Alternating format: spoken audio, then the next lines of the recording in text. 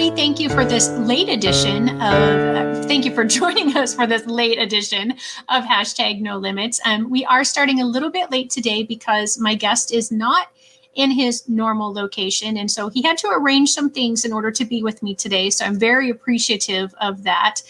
This is Hashtag No Limits, and Hashtag No Limits is about people whose society places limits upon, but who have busted through those limits. Ophelia says in Hamlet, we know who we are, but not who we will be. And I believe that to be 100% true, and that there isn't a better example than the caterpillar turning into the butterfly. The caterpillar literally dissolves into its cells and then reforms into the butterfly, and then has to struggle in order for its wings to be strong enough for it to fly, in order for it to get out of the cocoon. That was kind of all jumbled up in there, but you all get what I'm trying to say today. So Matt, thank you so much for joining me from this different location. How are you today? Shelly, thank you for having me. I'm great. Greetings from Boston. Yeah, thank you. Yeah, I'm appreciative of you being here. And I am so stoked about learning that. I just dated myself by using that word, but about learning about this app that you have created called Frenalytics. So please just jump right in and start telling us kind of, how it came to be, and we'll go from there. Absolutely. Again, thanks for having me on the show. Frenalytics is a personalized learning and data collection software designed not only for patients of stroke, dementia, and related diagnoses who may have a brain injury, but for exactly what we're here on the show today to discuss, Shelly, students who have a variety of different learning differences and disabilities, including autism and Down syndrome, but also for the parents and for the teachers and those in the school system who support them. That endeavor coming into the world of education and special education is fairly recent for us. That was something as a result of the COVID pandemic we fairly recently ventured into. But our story goes way back to when I was 12 years old. I've been working on this for more than half my life. We have a bit of a sad founding story, but as I like to say to people, this is kind of like turning lemons into lemonade. And so I kind of think of it from that vantage point instead of merely focusing on just the sad beginnings of where we are today. My grandmother suffered a really bad stroke when she was undergoing open heart surgery, and I was 12 years old when this was all occurring. I was a 7th grader in middle school, and back in 2008, when she had her stroke, just to set the scene for the technology that was available, the iPhone just came out 1 year prior, and so touchscreen computers were all the rave, and the iPad did not even exist yet. And so it goes to show you that while there was a lot available physically to help people like my grandmother with their rehabilitation, there wasn't a lot available yet for cognitive rehabilitation. And unfortunately, 13, 14 years later, not much has changed. When she was in the hospitals in New York, where I was growing up, she was being treated by top PT, OT, and speech therapists. And they were using flashcards, really similar to the ones that special education teachers use for their students in early, middle, and high school to try and teach them concepts for the first time. And while my grandmother was paralyzed in the right side of her body and had irreversible brain damage on the left side of her brain and really needed to relearn a lot of cognitive skills that are fundamental for her activities of daily living, she was with it enough to realize that she was being patronized by these flashcards and she didn't want anything to do with them. And I'm sure students don't like flashcards when they see them in the elementary school setting either. But as someone in her late 70s, she realized that the flashcards were just not meant for her. And as a result, the really one way and basic skills that they were attempting to teach just wasn't getting through to her at all. And so what I tried to do at the time was reinvent the wheel, so to speak, and create a version of this cognitive therapy for her that I hoped would resonate with her a little bit better. And that was the original birth of Frenalytics. It started as a PowerPoint program because I was a middle school student. I didn't know how to code at the time, but I did know how PowerPoint worked. And so I created an interactive multiple choice game for her through PowerPoint. And the slides would switch through and ask her different questions about her life, her growing up, her family members, and the things that mattered the most to her. And not only was it all about her and it was fun and engaging and something that she wanted to participate in, but it had background colors and silly sound effects and this over-the-top award ceremony at the end, kind of like the Olympics. And it just celebrated her and the little accomplishments that she was able to achieve as a result of going through this cognitive therapy game. And one thing led to another. I made 4 different versions of this program. And before I knew it, I realized that not only was she more interested in it, but she was showing meaningful signs of improvement through the use of this software as well. And it was something that we knew we had to turn into the hands of more patients and more students, as well as those who care for them. And that's how we turned it into what's now known today as Frenalytics. That's incredible. So 12 years old, I think when I was 12 and when my own child was 12, you know, developing programs like what you're talking about were not on our radar. So kudos to you at 12 for recognizing and thinking about, hey, I could do something about this. I might be able to come up with something. So I just want to talk a little bit more about that particular part of it. Okay, so like how long did this take you, and were you just like stuck in a corner doing this for your grandmother while all your peers were out doing whatever else? Or like kind of tell me about the evolving of this. Absolutely. It didn't take long for me to recognize that she was not showing the signs of improvement that she so desperately needed to achieve while she was kind of in the most severe states post-stroke, especially when it came to her cognitive care. So I was watching the flashcards happen, and I knew that there had to be some sort of better way that needed to be developed ASAP. And even though she was in these top hospitals, there wasn't anything innovative that was being presented to her. And so the options were kind of stay status quo and stay stagnant, or kind of take matters into your own hands. And I think it was within a couple of weeks I created the first version of what was called Grandma's Ultimate Challenge. And all of these silly questions like, what was your home address? And which one of these is your son? Which one of these is your daughter? Which one of these is your pet Noel? And we were able to ask different questions to her that she just immediately lit up and really enjoyed, compared to the clip art images of a random dog or a stick figure of a random boy or a random girl.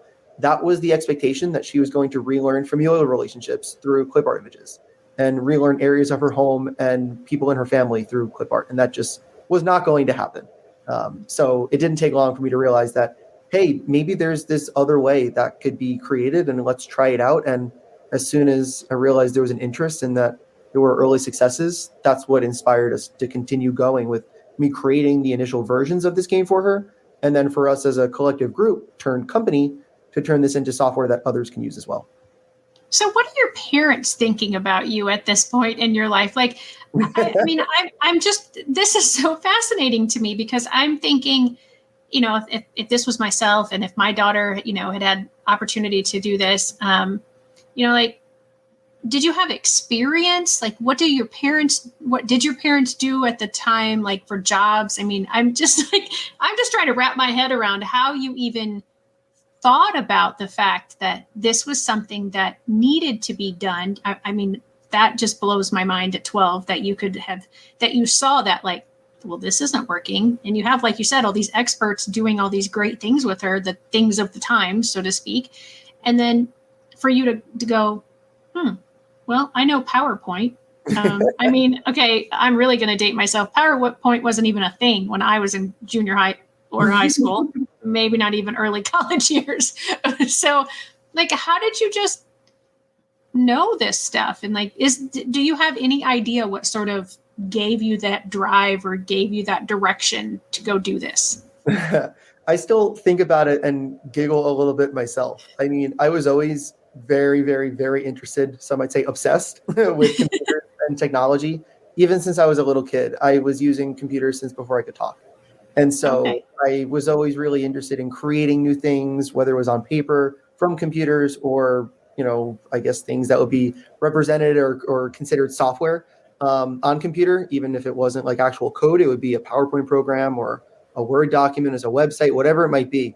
So I think it ran through my blood, this kind of, itch for technology. And then coupled with my love for entrepreneurship, I think I actually get that from my family. My father is a practicing psychiatrist, and he has extensive background in neurology. He also has firsthand experience with strokes as well. He had a series of mini strokes a few years ago. Wow. So sadly, he has lived through that as well. But fortunately, it was not nearly as severe as my grandmother's.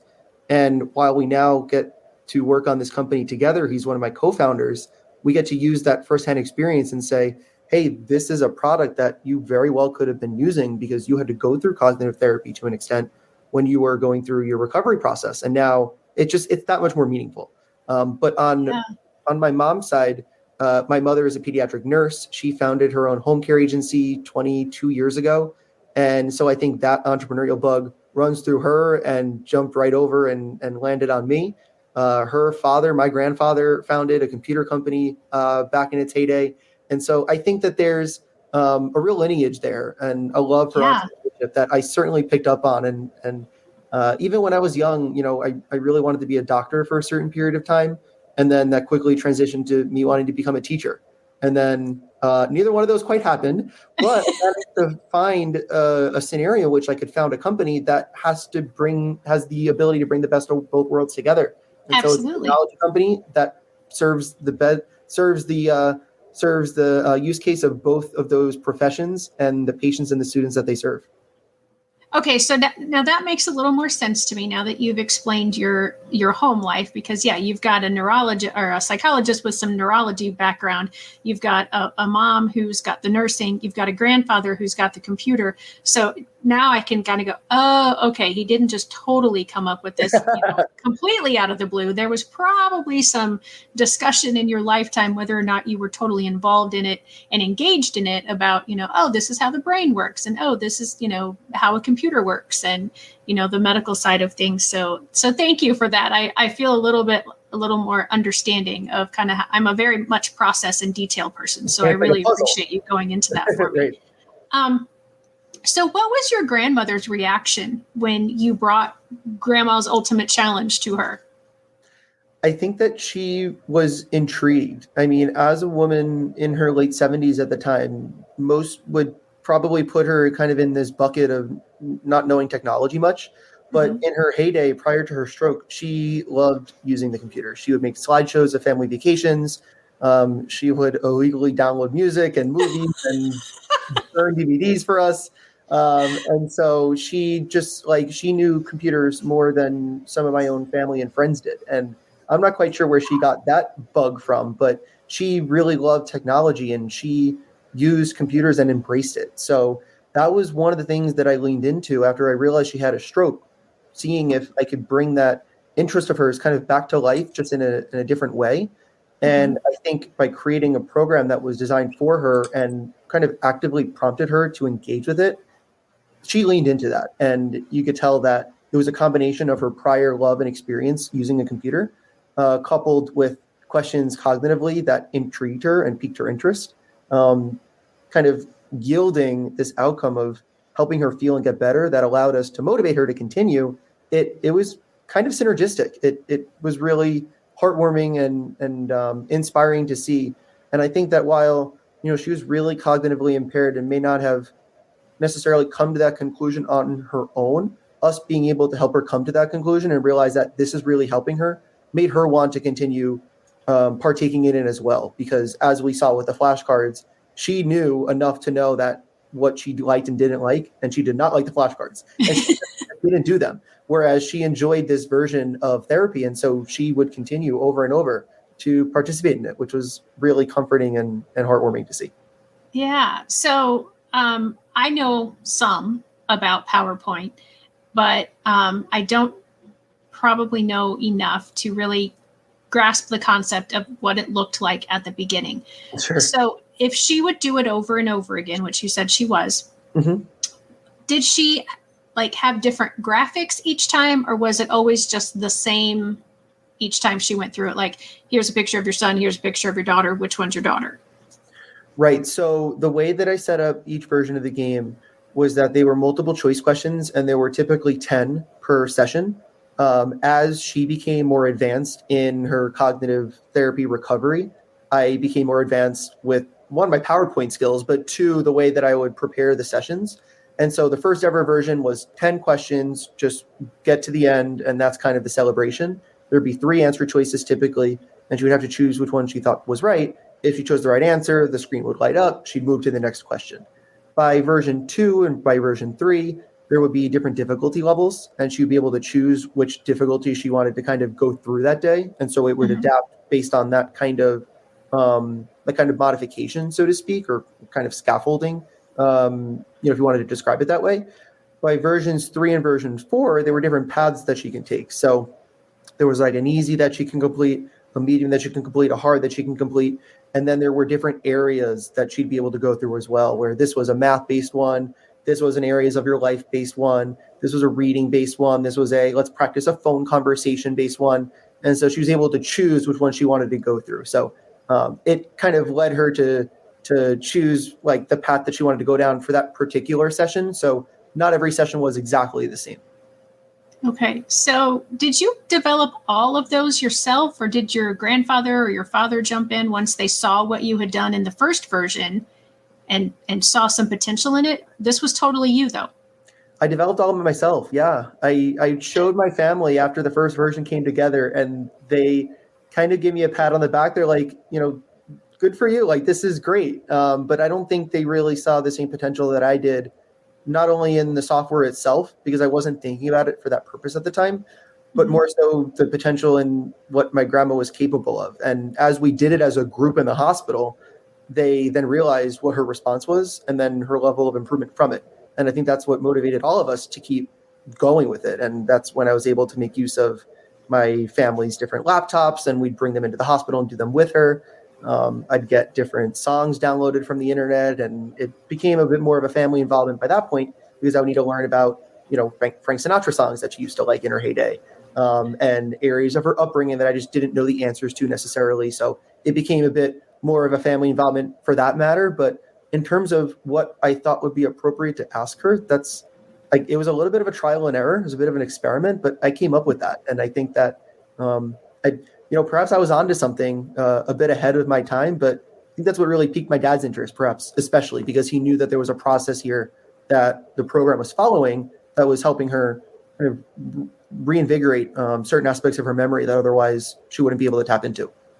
Yeah, I would say more than perhaps you were ahead of the time. You were definitely ahead of the curveball there. I'm just so fascinated by your story, and I definitely want to get into the whole, what it does, and some more examples now that it's beyond the PowerPoint part of it. But so how much time, because I know some people who have had strokes, and they're years down the road, and they are not anywhere close to what they were before they had their stroke. So how much time did you work on this with your grandma, like per week, compared to, and I know I'm jumping ahead with this question, but compared to, maybe what you're doing with the app now? Right. So she had her stroke in September of 2008. By the end of 2008, I believe I came out with 3 of the 4 versions in PowerPoint. And I think the 4th version came out in early 2009, if I can remember the timeline correctly. So that goes to show you like just how quickly, Right. version 1 came about, and then versions 2 and 3 followed. And then, when version 4 came out, that was kind of the most sophisticated of the bunch. We realized that there was, quite a bit of material here for her to work with. And that then yielded the thought process amongst my family and a family friend who then entered the picture for business purposes and says, hey, we're working on this model of personalized cognitive therapy. How do we bring this, to the masses? How do we bring this to other people who've had stroke, dementia, and TBI? And then how do we bring it into the school system for students with various learning disabilities? That kind of is where that light bulb moment went off. But going back to the software itself, I think we ran it during every visit that I made with her to the various hospitals and stroke centers that she was a part of. And back in the day, she was able to stay in those centers for far longer under insurance than you can nowadays. Insurance will in and out the door within a week or two. She was in the hospital and different stroke centers for about 4 months. So she made it until the end of 2008 before she was discharged and had 24/7 care in her home. She was fortunate enough to have that care given to her, and then we would visit her at her house instead of the hospital. And so how much progress was she making, per week or per month? Or, I'm guessing that you had the data, or was it just like, no, we can just tell that she's doing this differently now? It's you could, and it kind of takes place in both aspects, I would say, Shelley. The first is, your former, what you just described of data wise, you can tell based on how quickly she was answering questions as time went on. Even if it was the same questions, she wouldn't necessarily remember that the same questions were being asked of her, but there was a confidence level being built. There was a level of memory that was being reinstated, both short term and long term. There was an aphasia, a difficulty with speaking that was being overcome, and she was able to communicate needs and desires, but also answers to questions of ours verbally more fluidly than she used to be able to. And so you can tell from those kind of data points that things were getting better over time, not exclusively from the software, of course, but you can tell that it was a contributing factor. And then the second was, as she was running the game, you can tell that there was not only an interest, but that there was kind of this upswing, kind of an up and to the right, that as a result of using the program in the moment that she was enjoying it and that it was contributing positively to her recovery. So those were both really cool to see. Yeah. Okay. So 2008, you developed this at the age of 12, which still just blows my mind. 2009, grandma's still working on it. So now kind of take me through the rest of the timeline, because the pandemic didn't hit until 2020. So, we've got quite a few years between initial start and, getting it into the education world. So I know you talked about hospitals. So kind of talk about the rest of that timeline transition. Absolutely. We knew we had about a year, perhaps less, to work with whatever level of memory recovery we could with my grandma at the time, until things kind of just settled and became kind of matter of fact what it could be. Right, there was a certain level of elasticity that we would be able to help her kind of improve or work on. And so that was like the window we were kind of targeting, where we realized, unfortunately, this is the condition in which he's going to stay in, but let's see what we can do. Just to give you an idea of where she started, she was tubed, trached, and vented when she came out of the hospital. She couldn't do anything more than a head nod. Like that was her capability. And so she couldn't move her body. She couldn't say a word. And so she was really incapacitated. By the years to come, before she unfortunately passed, she was able to, share full sentences with us, communicate her needs to eat or go to the bathroom.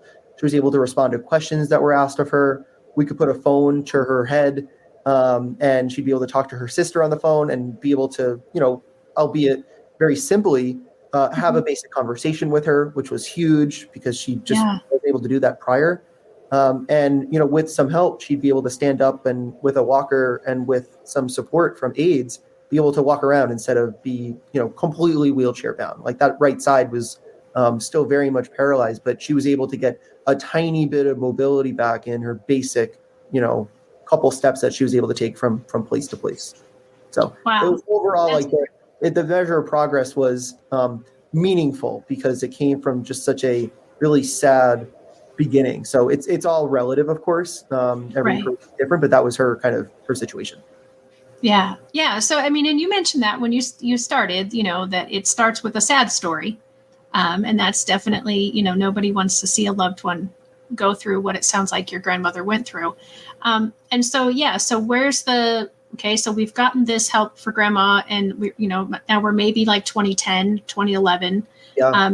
So now you're freshman in high school, approximately? Yes. So come high school, we identified the potential to take this methodology and this technology of personalized cognitive therapy, take it beyond, patient zero, my grandma, and say, hey, let's see how we can bring this to more people. We pursued the assistance of a patent attorney who at the beginning did not see what we saw and thought that it wasn't patentable and that there would not have been a potential to carry this through the way that we had hoped. But after some convincing, we got him to come on board. And that would be the start of a years-long journey to file paperwork for a patent for it to later be granted for the process of collecting personalized data sets from family members, from clinicians, and more recently from teachers, and then do a baseline cognitive assessment of a person based on answers to standardized questions that have been published kind of on a scientific end. That's kind of outside the scope of what our software kind of delves into. We take questions that professionals ask already verbally Okay. and pen to paper of patients to determine the level of a cognitive deficit. But we determined that there's a process where that could be done digitally, where a software can then determine, hey, how poorly is this patient's prognosis in relation to their memory deficit? This is where they stand. And as a result, can we as a software suggest or make a determination as to if they follow this suggested care plan for cognitive therapy, will they improve in 6 weeks? Will they improve in 6 months? Will they improve in 1 year compared to, a guess that might need to otherwise happen on pen and paper by a doctor based on maybe speculation or what they've seen of their, limited patient set prior, as opposed to, using a ton of data that a single program can capture from populations all over. So that's what we were pursuing on a patent end. That went on from 2010, I believe, all the way to 2016. So that fills a large portion of our timeline. Yes, it does. And that was a lot of back and forths with the USPTO, the Patent and Trademark Office of the United States government, where we had to basically nail down the specific pieces of our patent and say, this is what we are claiming. These were different claims in the paperwork that we're trying to claim ownership of for future uses. And this is by kind of taking the opposite of that. This is what we're not claiming. And then the patent examiners of the USPTO had to determine, okay, this is something called prior art, where another patent or another organization kind of has ownership of this, or there's existing kind of scope that you can't also claim ownership of. That went back and forth for many years, and It was kind of looking dismal in that it felt like we would never reach an amicable outcome, that we would be able to kind of say something relating to this invention finally is ours. But sure enough, in October of 2015, I woke up one morning when I was in college by this point, and I received a notice of allowance, is what it's called, from the USPTO. And that indicated to us that the final nailed down version of what Frenalytics represents has been granted by the USPTO. We had to pay an additional fee, and then we would wait for the paperwork to come into the mail. And then we'd say that a patent for our software has been granted. And the rest is history. Well, not that easy, but in terms of the patent. Right. So before we get into, a little bit more about what it does, where did the name Frenalytics come from? Oh, that's an excellent question. So Fren is the Latinized form of the word mind, and alytics is the suffix of the word analytics. So we made a little bit of a word for ourselves, and Frenalytics by definition means analytics of the mind. Cool. Okay. So now we've got the patent. Now we're able to, start doing more with it. Keep going with the story. Absolutely. So by this point, I am a sophomore in college, and I recognize that my parents will not let me drop out of college so soon simply because a patent has been granted. And so I need to finish my studies. But at the same time, we also need to define, where do we start with the software development of this company? I mean, the company so far owns a patent, and that's kind of it. That's a bit unorthodox and unconventional, right? So we had to establish what we wanted to build out first and what we wanted to focus on. And at the time, this is still well before COVID, and the concept of students and working in the world of special education wasn't crossing my mind for the purposes of this company. We were still focusing almost exclusively on elderly patients who have stroke, dementia, and TBI, cognitive deficit diagnoses. And so over the next couple of years, what we did was we were writing out different scope definitions for what the MVP, or the minimum viable product, of our software should represent. We were working on additional trademarks for our name. The name Frenalytics actually came about a couple of years later. And we were entering pitch competitions on my campus where I was at school at the time. I'm actually visiting Boston College today. That's where I'm based, up in Boston. And I graduated from school in 2018. My junior year here, we entered something called the Shea Venture Competition. It's a school-sponsored VC pitch competition where students are able to put together an application. If they are awarded or advanced to the next round, rather, they pitch in front of a small panel of judges. If they are then advanced to the final round, they get to pitch in front of a live audience. And the winners are awarded prize money and different sponsorship options.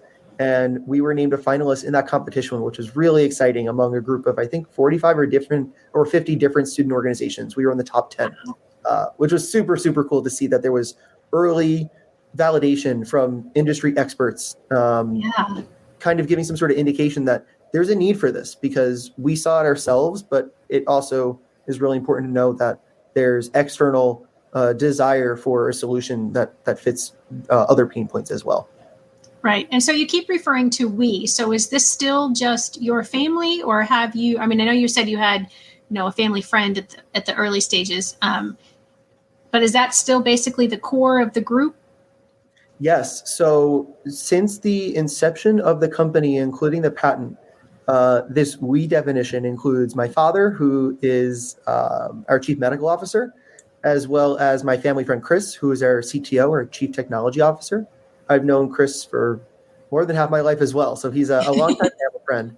And then my mom, while she's not officially a co-founder of the company, she's been very, very involved over the years and super supportive in every aspect of the word, and she's involved quite heavily as well. So during this timeline of the college days, they were driving up to Boston. They were attending the pitch competitions in person, probably screaming the loudest, and were so supportive of everything that we were doing, and continue to be supportive present day. But that was the definition of we back then.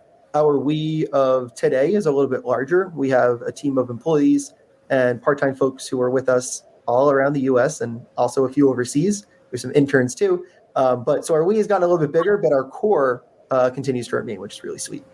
That's awesome. Yeah. I mean, and the idea from the very beginning is still there. It's still like, we started this for grandma and this is our family situation, and we're going to continue this. So I love that aspect of it for sure.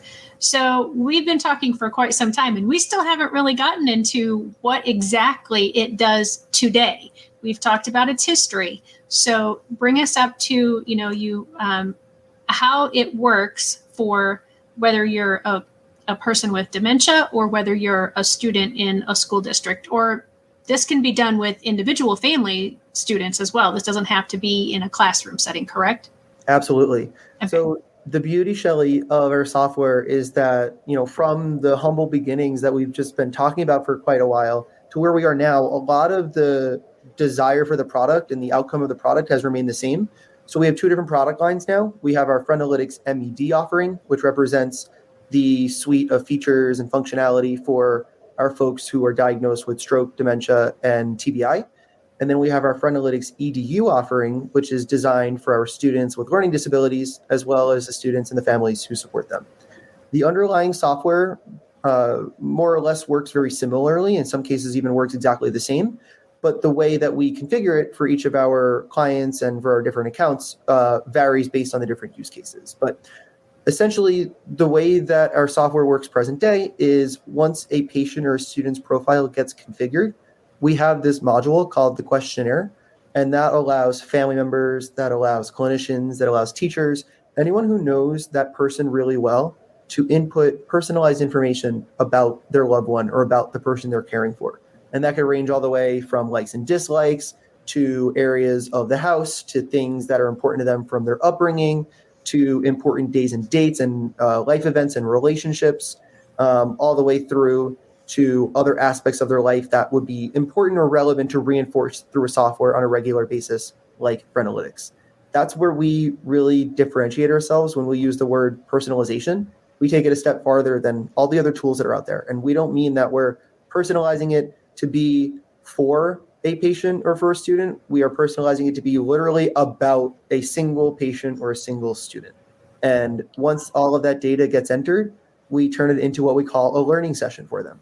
And it gets automatically generated. You get to, as a teacher or as a clinician, turn on a switch on a dashboard for that patient or that student.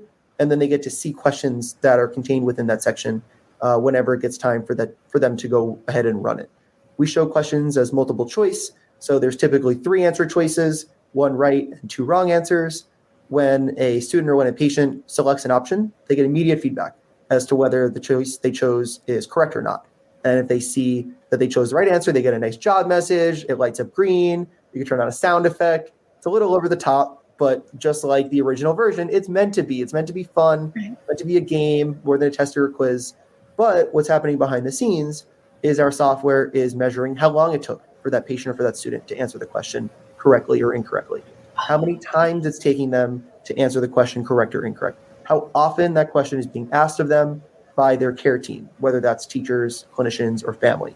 Whether there are any images, movies, or audio files being shown alongside that question, perhaps as a visual aid, or maybe to come to some conclusion that showing media actually helps the person with their memory, or help the student be more engaged and answer questions more correctly or not. So all of this data that we're automatically collecting, we show for teachers and for clinicians on what we call learning session dashboard, which is our built-in analytics engine. And it helps teachers on a learning side come to the conclusion of, hey, where are the specific areas that my student is showing progress in? Where might they be stagnating? And where are they actually regressing? And where do I need to give them some extra TLC and make sure that they focus some extra time either at home or in the classroom on? And where can I pull that data out for IEPs to make sure that they're meeting their goals, that data is communicated to the whole teaching team, and most importantly, how do we make sure that parents know where their child stands throughout the course of the year pre-IEP meeting? On Yes, the that side, is, sorry, I have to interrupt that. yeah, no, please do. That's an important point. Yes, because it is incredibly important for parents when they get their progress reports from the schools on their IEP goals, that they get data associated with the summary that truly is the progress report. And so having that piece of data for the teachers to just be able to print out or send a link or whatever it is, that is tremendous. That is something that I have worked on for years now with schools, is getting them to understand that, hey, when you send that progress report home, that's just a summary of all the stuff that you've done for that quarter or that whatever time frame you've set before you're sending that out. But the parent wants to see and has the right to see all the times that they've attempted this skill and got it right and got it wrong. And, because you may find patterns like you just mentioned. Sometimes media is better for things, sometimes maybe it's not. And so having all of that information for teachers to give to the parents is perfect. Your words have never been spoken, Shelley. You got that right. And one of the things that I think teachers and parents love the most about our software, not only the amount and quantity, and also the quality of the data that we collect, but also the fact that parents can create accounts so they can see the same amount of information if the teacher wants to share it with them as the teacher themselves. So there's no kind of information asymmetry or guess as to how is my son or daughter doing in school. You say that they can identify all of their coins. I'm not seeing that at home. I don't believe it.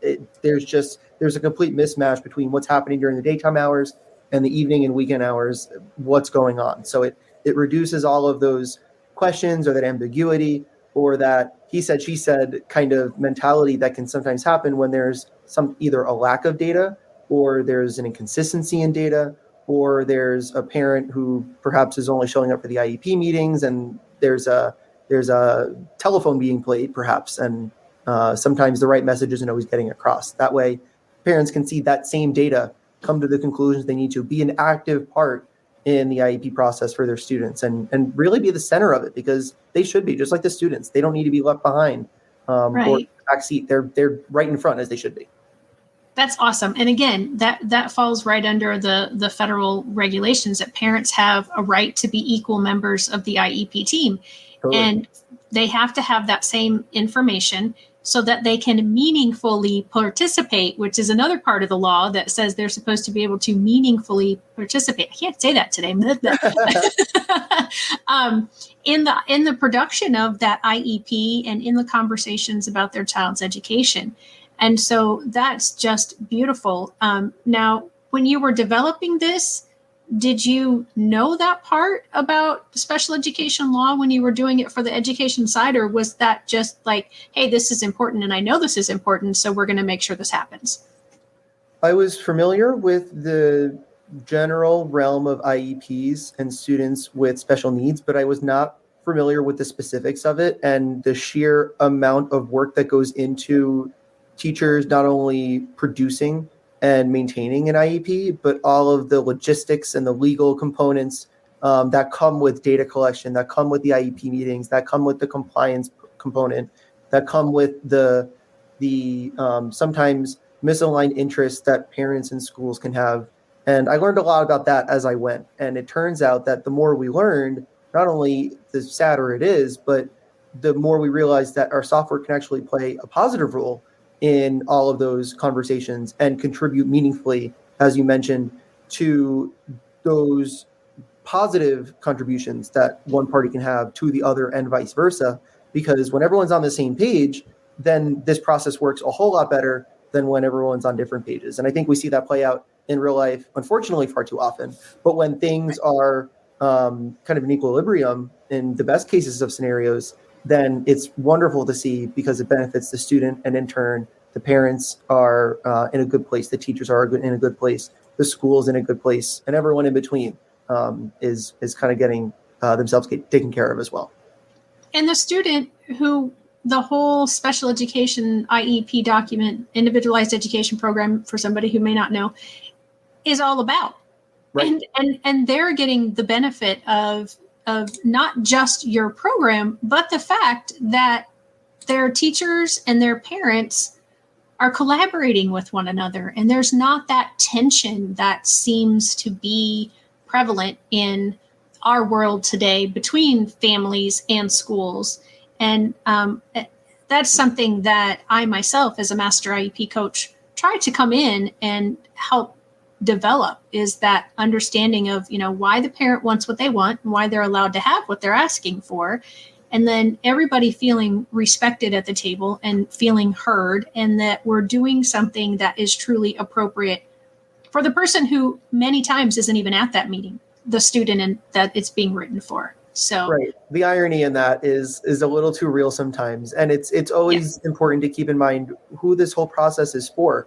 And sometimes it's easy to get caught up in that and to unfortunately allow either a lack of data or, an inconsistent quantity or quality of data to then, yield an undesirable outcome. And that would just be so unfortunate if it continued to head in that direction. But I think that we're seeing with solutions like Frenalytics, and I think that there are a lot of other solutions that are coming out into this edtech world too, that it will no longer be this extremely tedious process for teachers if done right. And it won't be this extremely tension-driven process between parents and teachers or schools and parents that it sometimes has been kind of chalked up or labeled to be.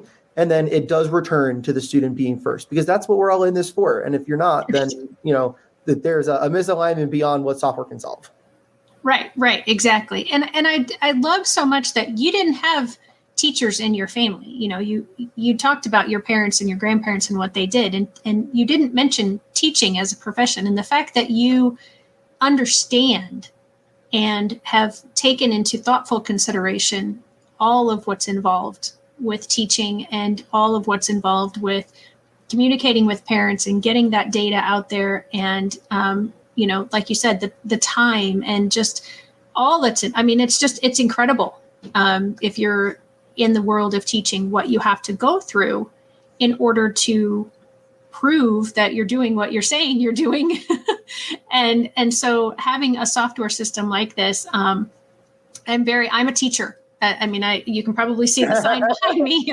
And so to be able to have something like this to bring not only to parents, but to the teachers as well, I'm very, very excited to be able to do that. And I know I'm going to share your website address right now, but I want you to continue to talk about how this works and what this new great thing that is offered to parents and teachers, or is it just teachers now, this free part of it?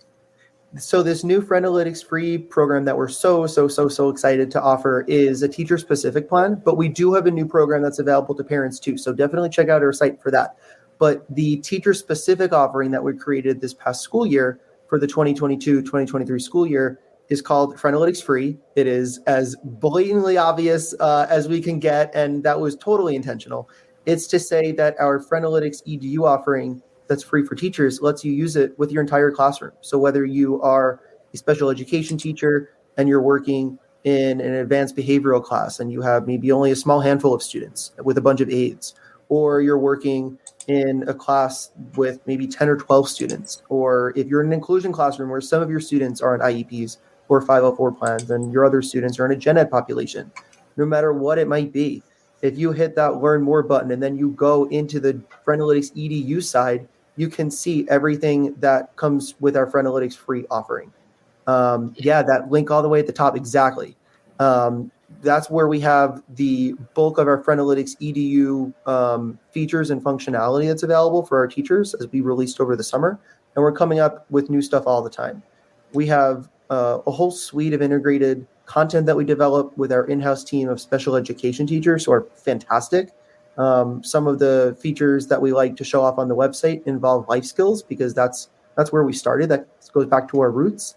We did a pilot out in Escondido, California, with a moderate to severe life skills special ed classroom, and we realized that's where our software just most resonated with them because they were able to reinforce telling time skills. They were able to reinforce safety signs, how to properly wear your mask at the peak of the pandemic and keep 6 feet apart from other students, how to practice proper table manners when you're eating, all the way through academic skills like counting, identifying coins, identifying dollar bills, reading comprehension, and everything in between. So our software has since grown from there. We now have a whole range of different ELA, math, and life skills-based lessons. We're really excited soon to announce also an integration with a software called Vonic, where we'll have a full suite of Common Core aligned math lessons from grades 3 through 8. And we'll be developing content for the early grades and the high school grades shortly after that. But as you can see, there's a whole lot here that's perfect for the world of education and special education. And it started this past summer, and we're on a rocket ship, so to speak, and it's only going up. So I'm really excited to be able to show this off to teachers. And our free plan is exactly that. It's free. And there's so much that can be lifted off of your really full plate when it comes to data collection and when it comes to creating age-appropriate lessons for your students, because we get it. It's, your students can be academically across all different grade levels. And Shelley, I'm sure you've seen this in your time across different grades too. And it's just so hard to keep up. And I think that we can play a small part in helping that feel a little less overwhelming and a little less burdensome. Yeah, absolutely. And I was just speaking to someone yesterday about the fact that I'm in Illinois, and in my teaching experiences, I've had multiple grades for every year that I've taught, except for one. But even the year that I had the one grade level that students were assigned to, they still were in varying different levels of ability. Some were above, some were below, some were on.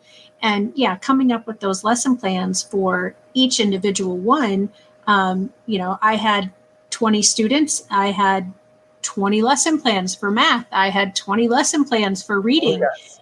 And, having something like this that would collect that data for me would have been incredible.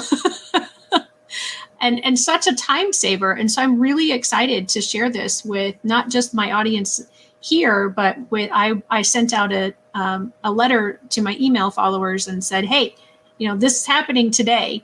If you can tune in. If not, catch the replay of it, because I think this is going to be something amazing for teachers across the board.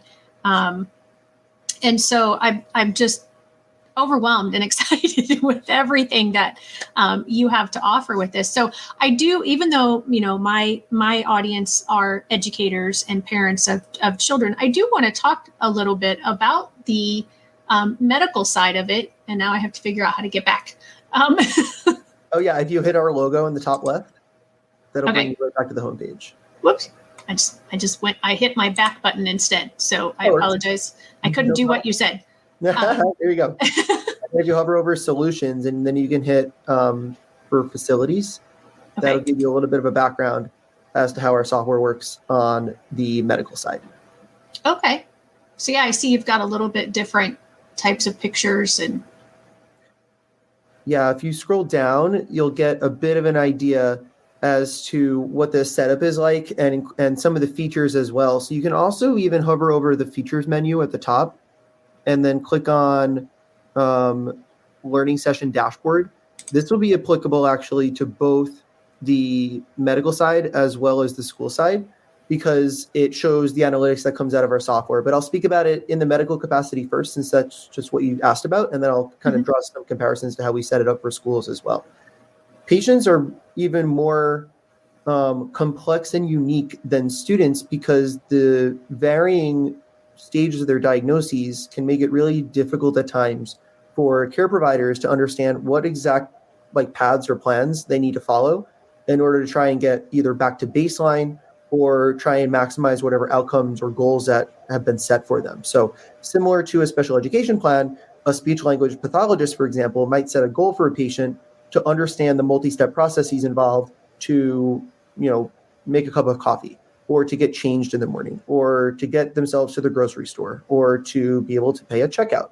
And interestingly enough, depending on, your role as a teacher in the classroom or your involvement as a parent, those goals might sound really similar to what you're trying to set for your son or your daughter or for your student. Right. And so in those regards, we call those activities of daily living on a medical side, and those will be charted in a patient's set of documentation. And Frenalytics can be used to say, hey, which step is followed first in this process of making a grilled cheese? What step is followed second in this process of making a grilled cheese? What's third, what's fourth, what's fifth? And then making sure that they can, through and through, consistently identify and document the process that one would follow in order to get to that overall outcome, to make sure that that activity of daily living is achieved. And then when a speech language pathologist, for example, would come through here and see, okay, this ADL was assigned to this patient, they've done it 3 times, let's see how well they're doing. We'd be able to, if you scroll down, Shelley, on this screen, you'd be able to identify on a per section basis. This one has favorites and family, for example. You'd be able to see, instead of family, you would say, grilled cheese ADL, for example. You'd be able to see, okay, are they always getting step 1 right? Are they always getting step 2 right, 3, 4, and 5? Or are they a little bit shaky in this ADL? Are they a little bit shaky in this ability to complete whatever multi-step process it might be? So similar on a special education side, if you are trying to assign a goal for a student of identifying their coins, for example, and you wanted to see what that growth looked like on a curve all the way in that image to the right, you'd be able to see, okay, this student seems to be doing consistently well on the section that this screenshot is taking a photo of.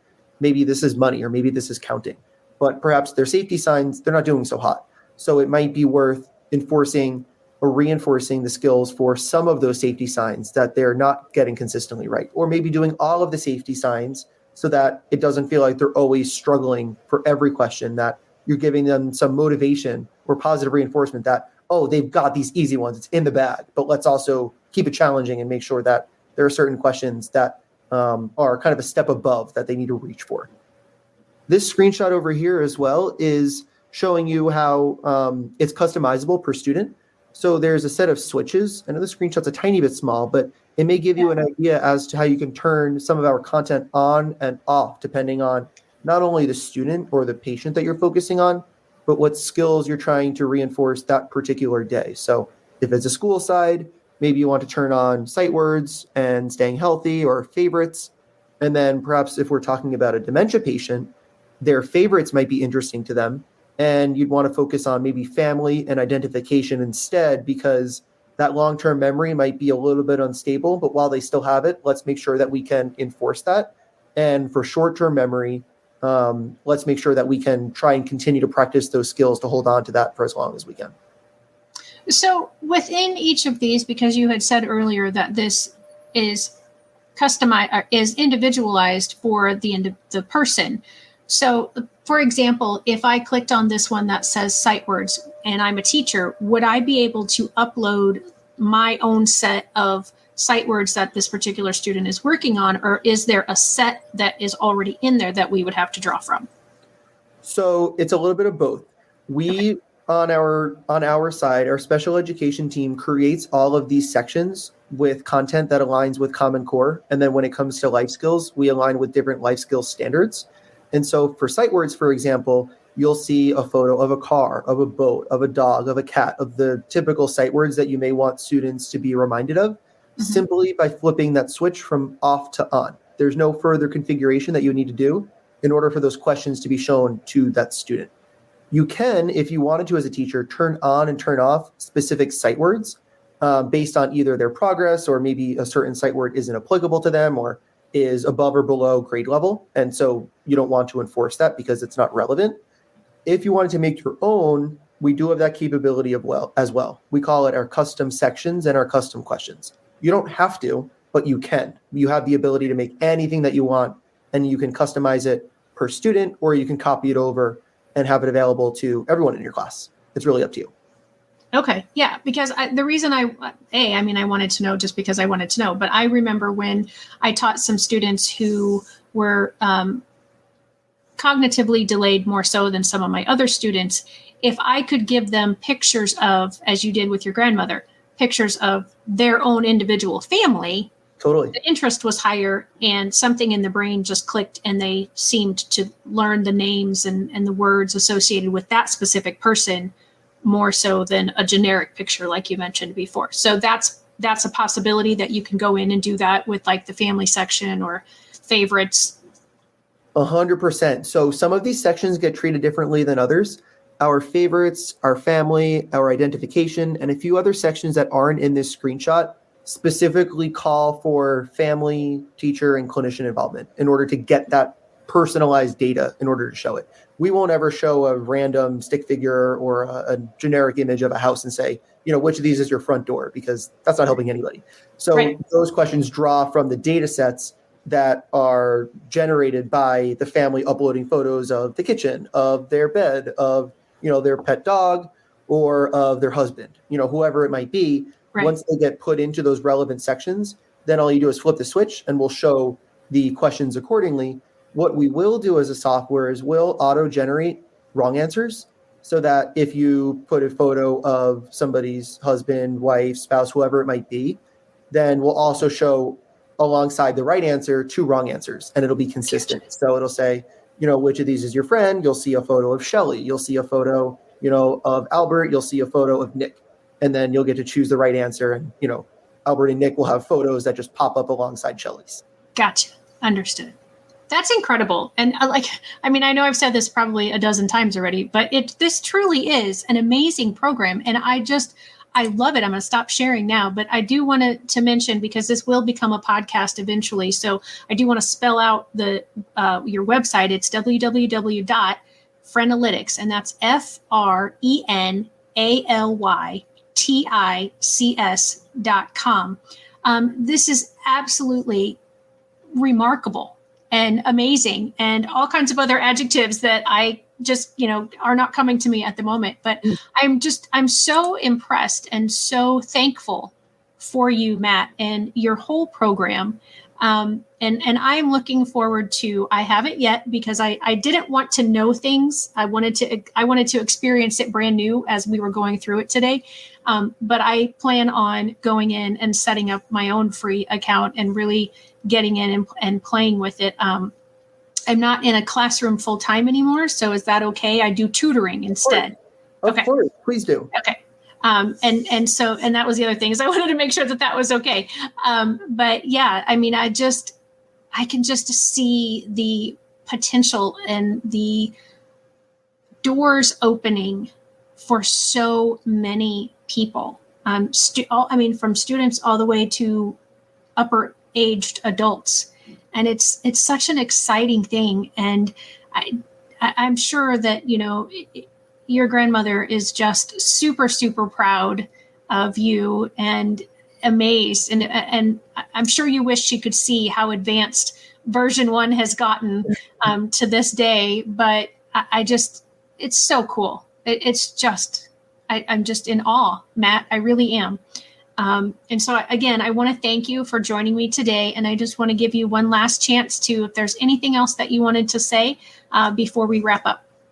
Thank you, Shelly. You're making my day. I really appreciate the kind words. And I think she really is looking down on us. I think this is her way of her legacy living on, and I think she'd be really proud of it. So thanks for giving us a platform to be able to share it. And I really do hope that it helps all of the teachers, the students, the parents, and all the other folks who we think that we designed this program for, in the same way that it helped not only my grandma years ago, but all of the hundreds of teachers and clinicians that have signed up for our program since. So we're really excited to be able to share this with people, and I hope that it gives as positive an impact as you and I both hope it will. So thanks again for having me.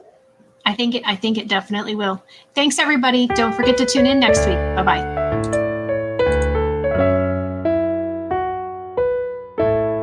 Hey parents and teachers, are you tired of IEP meetings that feel like a battle? Let's put an end to the tension and create a collaborative, calm, and respectful environment together. Shelley Kino, your go-to IEP consultant, can transform your meetings into positive and productive experiences. With Shelley Kino, your child is her top priority, your voice is heard, and you become confident. Shelley Kino is making the world better for all, one IEP at a time. Visit www.shelleykino.com for more information and set up your free 20-minute consultation today. That's shelleykino.com, SHELLEYKENOW.